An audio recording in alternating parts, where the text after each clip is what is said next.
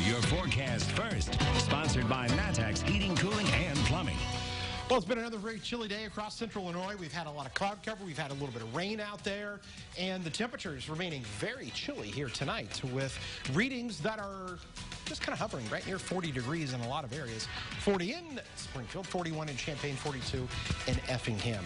Now, the nice thing is tomorrow is going to be quite a bit different than what we had over the last few days. As a matter of fact, sunshine coming back. We've not seen it a whole lot of that lately, so no issues with the commute tomorrow on the way to work. A little cool, 34, but on the way home, we're talking mid and upper 50s for highs. So, can we continue this nice stretch of weather? We'll talk about that when we come back. WCIA 3 News starts right now. Now on WCIA 3 News. A car theft caught on camera, and the suspects, well, they're not even old enough to drive. Plus, a big change coming for high school basketball, how one coach is reacting to the delay. And it's part of one city some say has been forgotten, how leaders are trying to help it grow. You're watching your local news leader. This is WCIA 3 News at 10. Take a look at this. Surveillance video shows two kids getting into a running car, but it's not theirs. Good evening. I'm Paul Cicchini. And I'm Jessica Coons. That theft you just saw is one of several car thefts Decatur police are investigating right now. WCIA 3's Jen Last joins us live in the newsroom. And Jen, most of those thefts have something in common.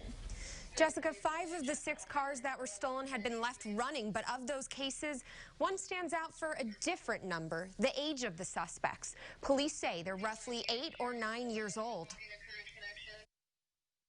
Surveillance video shows 2 kids hanging around outside a convenience store on Oakland Avenue Monday afternoon. They walk past Double Apple Discount Store, and then a few minutes later, a woman parks her car and leaves it running right in front. As soon as she walks in, the footage shows the 2 kids walk back out and around her car before getting in and starting to drive away, at which point the store could not provide any more video. But police reports pick up where that surveillance ends. They say the clerk asked the woman if those kids near her car were hers, and she said no. We spoke to some of the customers stopping by the store. They didn't want to go on camera, but say they were shocked at how young the kids were.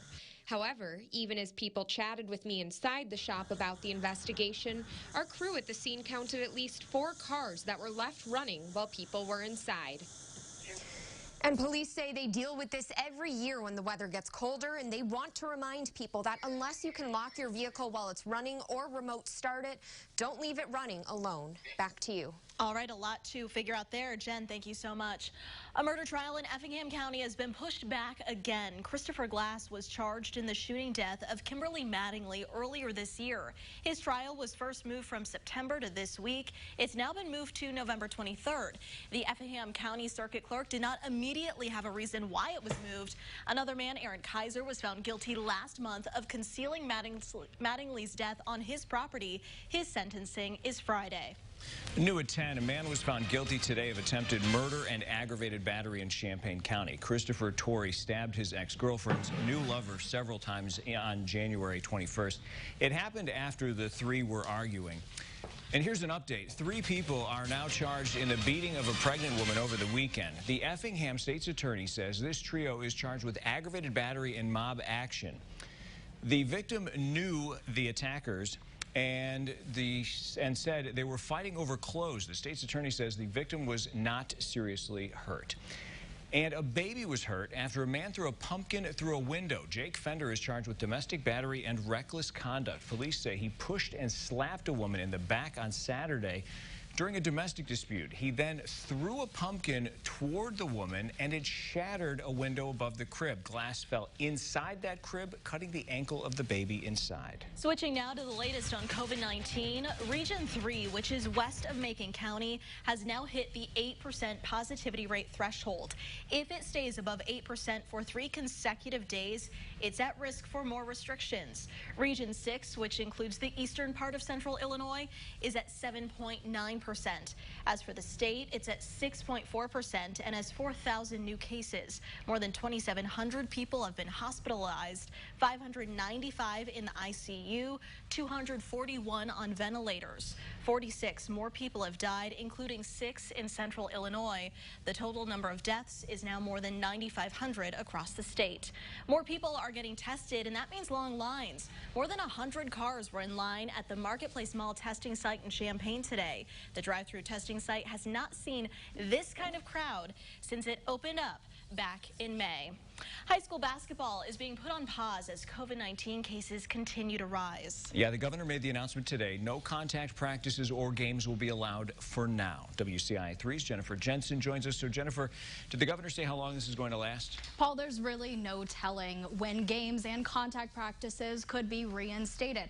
Now, before this announcement, practices were scheduled to start November 16th and games on November 30th. But right now, the season hasn't been canceled altogether, just put on a pause as basketball was moved from a medium-risk sport into the high-risk category.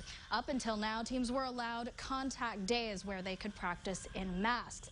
Bismarck Henning Rossville Alvin head coach Gary Tidwell called today disappointing after using all 20 contact days allotted by the IHSA this fall. But as far as our kids, I know they're discouraged as well. Just as a person of faith, the Bible says hope deferred makes the heart sick. And so I think there's been a lot of discouragement and a lot of sick hearts going on right now because we put so much into it, and it's hard not to look at this as dirty politics, really. This comes less than 24 hours before the IHSA Board of Directors was scheduled to meet. That will still happen tomorrow. Now, coming up in sports, Brett Behrens will share what the IHSA had to say about this unexpected announcement.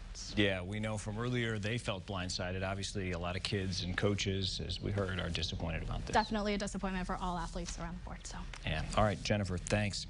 Well, in other news, teachers in Decatur spoke at tonight's school board meeting against giving Assistant Superintendent Jeffrey Days a $30,000 bonus. And board members listened. The board approved a 5-year contract for Days through 2025 in January. The Decatur Education Association said at the time he hadn't met some of the goals laid out by the board. The union said tonight's bonus on the agenda shows a disconnect with how the pandemic is impacting families in the city. What we're seeing tonight with this being on the agenda is a symptom of a larger issue. We're concerned about the bonus itself, but the symptom is that we have a toxic environment here where we're rewarding the wrong things and we're not showing the right concern for the real issues that are taking place. The superintendent shared a rubric at tonight's meeting to justify the bonus.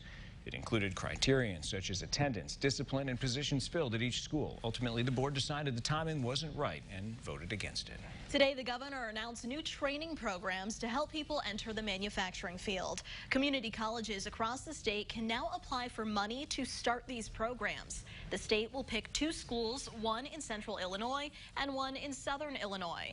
They will focus on teaching skills used in what the governor and others have called next-gen engineering jobs. The goal is to make sure anybody can get this training. There are 2 sides to one city, and some say one needs more help than the other. We'll tell you how they're working on it. And a new mural could be coming to one city, but only if council gives approval first. And you can't go to Illini games this year, but there is a way to interact with the team. We'll tell you how.